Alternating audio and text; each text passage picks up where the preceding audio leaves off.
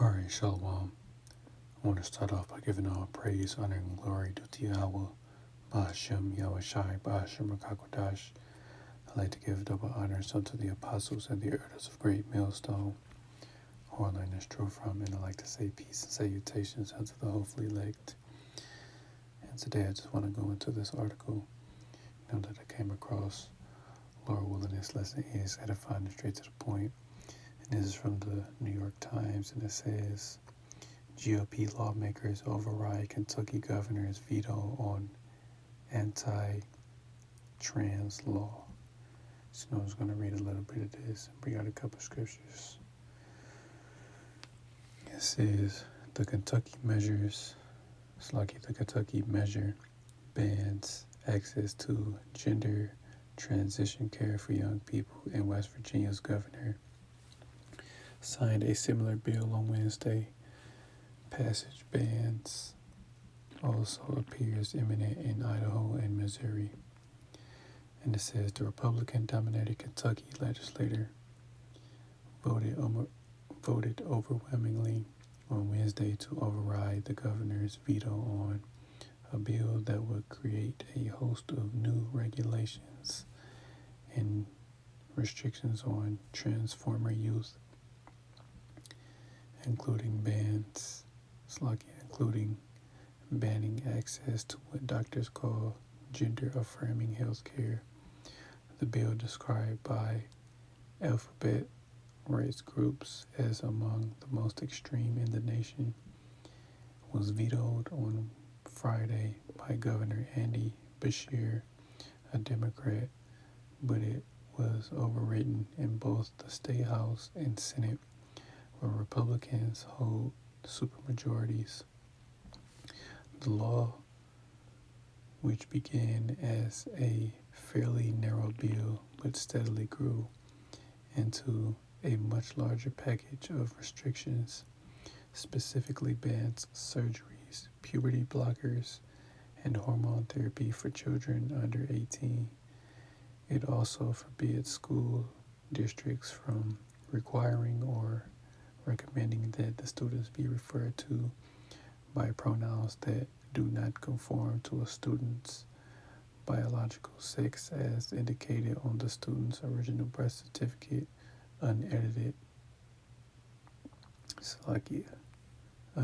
birth certificate. The law also compels doctors to cease treating patients who are undergoing gender transition care, adding that if physicians deem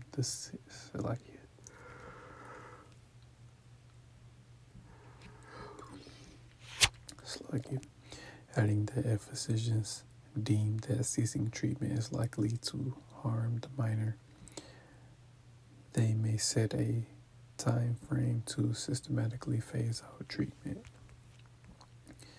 In addition to the new rules governing transformer youth, the law also puts limits on what can be discussed in schools, requiring schools to give notice to parents about any program on the subject of sexuality, bearing teaching on sexuality below the 6th grade level, and banning lessons at any grade level about gender identity or sexual orientation.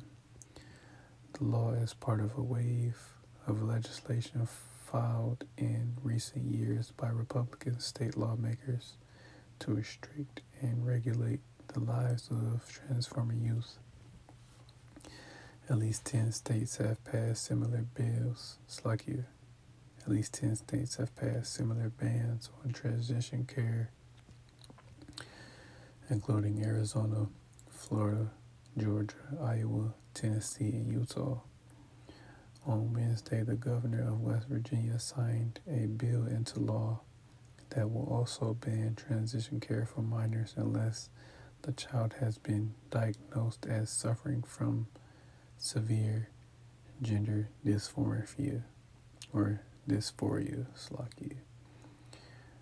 by at least 2 healthcare providers and has parental consent.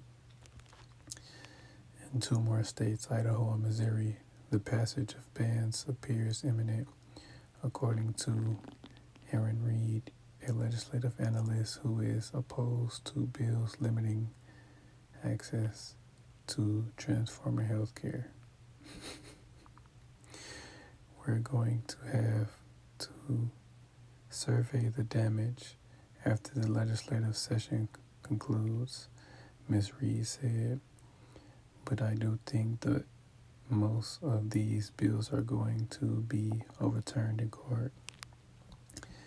And I am hopeful that the next move, it's lucky the next wave of news in the summer begins. It's like it brings some level of relief to trans Americans. So that's what I'm going to read. And that was a quote from, that governor. But pretty much, this law or this bill that they're signing into law is, limiting, the things that, limiting, transitions for minors, And this is a very, very sick place that we live in, So I'm going to start in the book of Revelation, chapter 11 and verse 8. And it says, and their dead bodies shall lie in the street of the great city, which spiritually is called Sodom in Egypt, where also our Lord was crucified. And yes, America, aka Babylon the Great, is also spiritually known as Sodom in Egypt. That what I just read is a prime example of why America is, spiritually Sodom, because it's taking on the same customs as Sodom and Gomorrah, but, it's way worse, because they're signing bills, to ban this particular, transition from taking place, in minors, and, people, the people are against it, and it's spiritually called Egypt again because, the hardcore bondage, in which the nation of Israel suffered, but overall, this is a very, very sick place, They're allowing children to get, gender, to pretty much change what they were born as, Very, very sick place. Then I'm going to go to the book of Isaiah, chapter 3, verse 9. And it says, the show of their countenance doth witness against them. They declare their sin as Sodom. They hide it not. Woe unto their souls, for they have rewarded evil unto themselves. And yes, that's what they're doing. First and foremost, they're declaring their sin as Sodom. They're not hiding it because, they're getting this gender reassignment, and then pretty much they want everyone to accept it, and they're rewarding evil unto themselves because, it's pretty much a demon that is placed on them, because if you're born a man, you're a man. If you're born a woman, you're a woman, There's only two genders, male and female, and whatever you're born as, that's what you are. But these people, make the claim that, they were born in the wrong body. There's no such thing. The Lord doesn't make mistakes.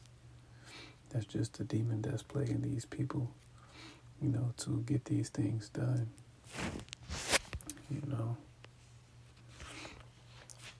Then I'm going to go to the book of Romans, chapter 1.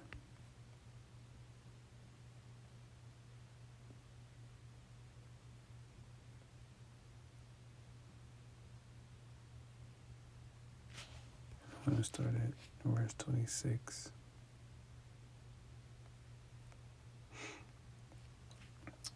And it says, for this cause Yahweh gave them up to vile affections, for even their women did change the natural use into that which is against nature, women with other women.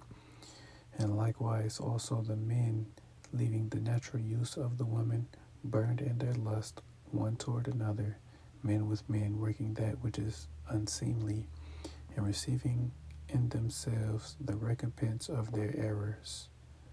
It's like the recompense of their error, which was meat, and yes, men are living off, the natural use of the woman, which is, to reproduce with a woman. That's how you bring forth life, through the act of sex with a woman, you know. Two women can't create a life just like two men can't create a life, That isn't life. Life doesn't come from that particular lifestyle, It only brings death, And that people that live this particular lifestyle, are supposed to be, put to death, So I'm going to end it here in the book of Leviticus, chapter 19.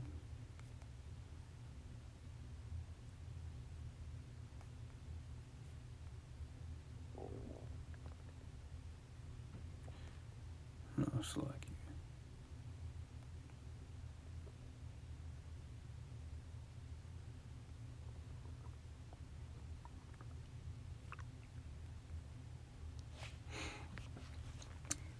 Leviticus chapter 20 and verse 13. And it says, if a man also lie with mankind as he lieth with a woman, both of them have committed an abomination, they shall surely be put to death, their blood shall be upon them. And yes, that's what's going to take place in the very near future, when the Lord brings this judgment, on this wicked nation.